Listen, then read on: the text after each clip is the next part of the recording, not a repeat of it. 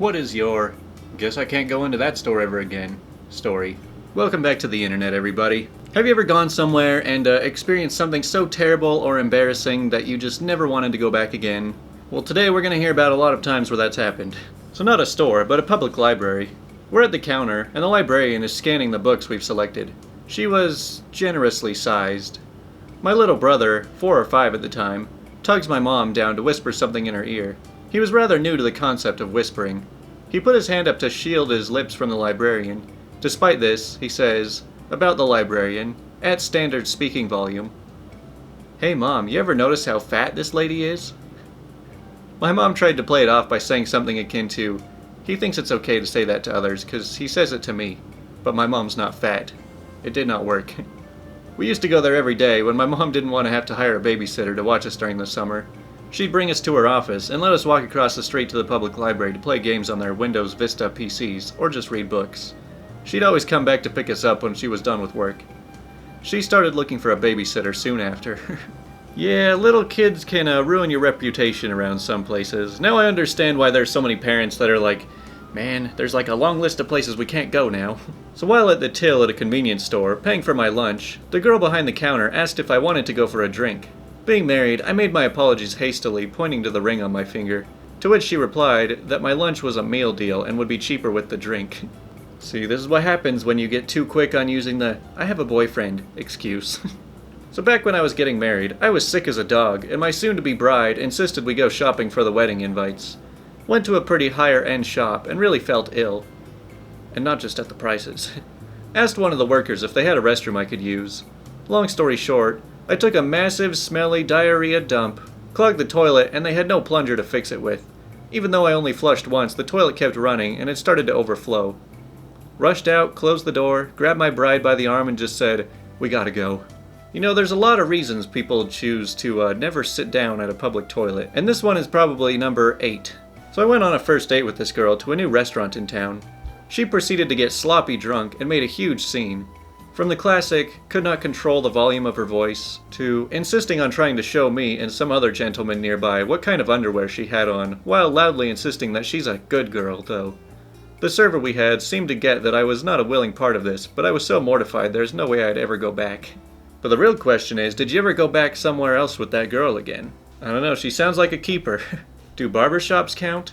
I decided to get a haircut whilst having a cold. Sneezed and farted at the same time. Never went back.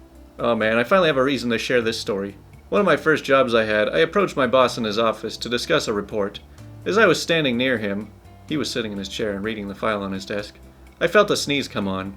Knowing that I didn't have time to grab a tissue, I just turned away from him. However, the sneeze held off, but the gas in my stomach did not. I crop dusted the poor man. Embarrassed, I whipped my body around to face him, and the centripetal force of my motion must have knocked my sinuses loose. I sneezed upon completing the spin, but was in too much shock to cover my face. I gave my boss both an aura of noxious odor and mucus spewed across his face. Man, what did your boss do to deserve that? It sounded like you really wanted to get back at him for something. When I was a kid, my family went to a pizzeria Uno, and before the food came, I went to inspect the plumbing.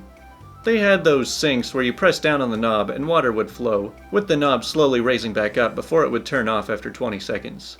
I used my fist and hit the top of the knob, and the thing just popped off and a huge geyser of water was erupting non-stop. Me and another kid were in there. We looked at each other and just bolted from the bathroom. I got back to my seat and just sat there silent. Then my mom went to use the bathroom, and when she came back she told us this story of how there was a pool in the bathroom hallway, and the manager and an employee were in the men's room, slipping and sliding, trying to shut off the water.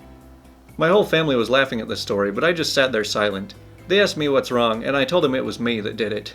They never fail to mention it every time we drive past a pizzeria Uno, even now 20 years later. I've never stepped foot in one since then. Yeah, sometimes the embarrassing experience just sticks in your mind forever, and it's just too painful to ever go back. So my girlfriend fist bumped the clerk when he was actually reaching to grab a paper we had just signed. Anyway, we don't go to that tire kingdom anymore. You know, I have to wonder what businesses would actually think if they knew the reasons they lost customers. Because of course, if you have like an employee who treats a customer badly and then it becomes a big scene and then they say they'll never come back, that employee usually gets punished pretty harshly for that. But when all he did was like try to grab a paper and then they ended up fist bumping, He lost a customer doing that too, but I don't think they'll ever know that. I peed all over the floor of a toy store when I was a toddler. My poor dad was mortified, but the staff were very nice about it.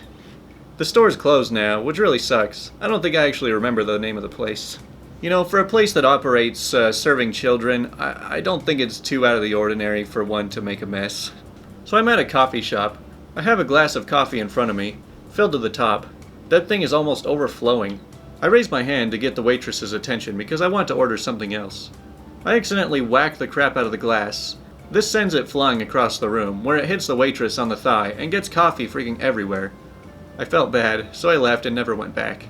Hey, you could have been well known the next time you walk in and they say, "Hey, aren't you that guy that chucked the coffee and made a huge mess?" This is a fond memory. I moved downtown to our university area. Got myself a sweet deal on a cheap, ghetto-as-F studio. The kind that gets rented out to poor students next to the area homeless shelter. 2006, rent is only $300 a month, and I'm not in school. Too busy being punk rock and making just enough for a roof and partying. Paradise. So one weekend, I go to a show, get completely smashed, and stumble back up the hill to get either more drunk or pass out at home. I decide to stop at the 7-Eleven directly across from my building. You know, snacks. I grab everything my impulse and lack of inhibition tells me to, and I'm about to pay for this garbage and be on my way. Set my things on the counter and politely introduce myself to the cashier. As she is ringing up my last couple things, without any kind of warning or rumble beforehand, I'm in excruciating pain, right in my gut. A split second flashes by. I clutch and clench my legs together. I gasped, "Bathroom!" to her. It was too late 5 seconds ago.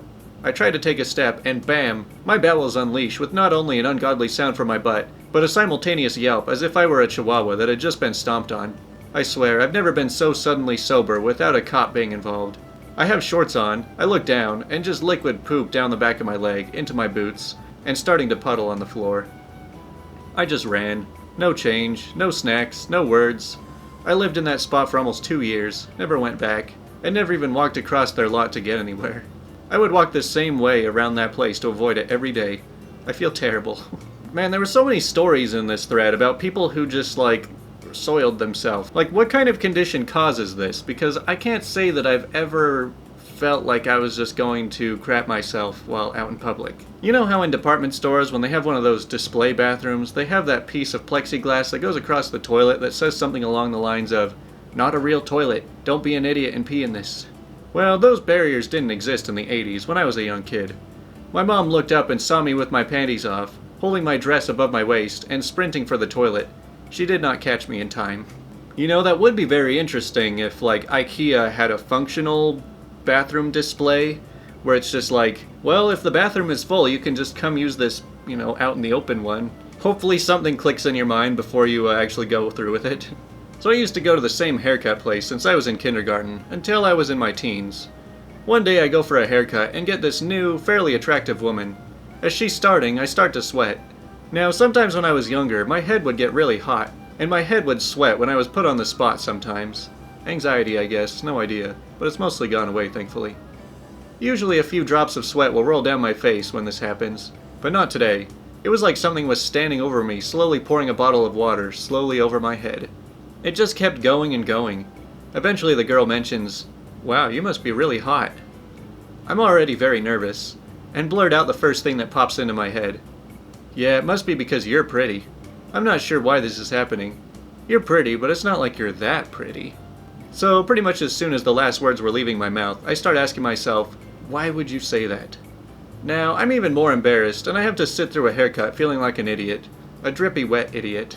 I spent the rest of the haircut praying for it to be done quickly, or for a meteor to come through the ceiling and put me out of my misery. The girl handled the rest of the haircut like a pro. No idea why she didn't just kick me out. She finished, I paid, gave her a huge tip, and now I drive farther to get my haircut done somewhere else.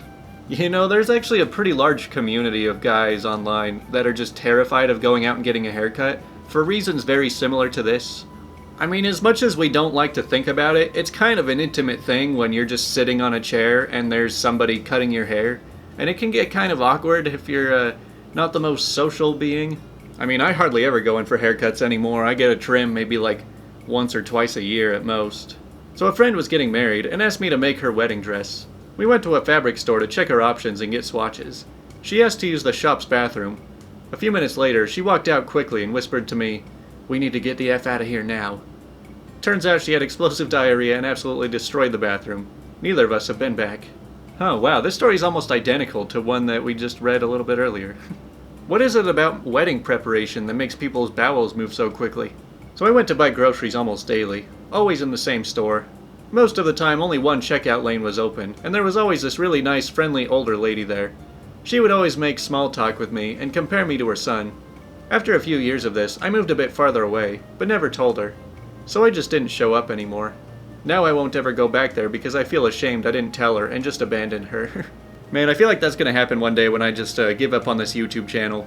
Honestly, the month of August is pretty much gonna be a determining factor for me on whether I continue doing this full time or not. You know, if I can't really manage to pull anything back together or figure something out for this channel, I might back away and only do this channel part-time at best. So we will see what happens. It kind of seems like YouTube is trying to clean house a little bit.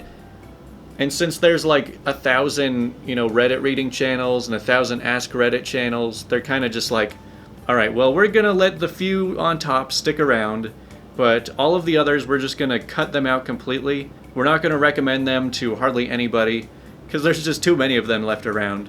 So, I don't know, maybe I'll find something else to do on YouTube. But anyway, thanks for watching, and I'll talk to you guys tomorrow.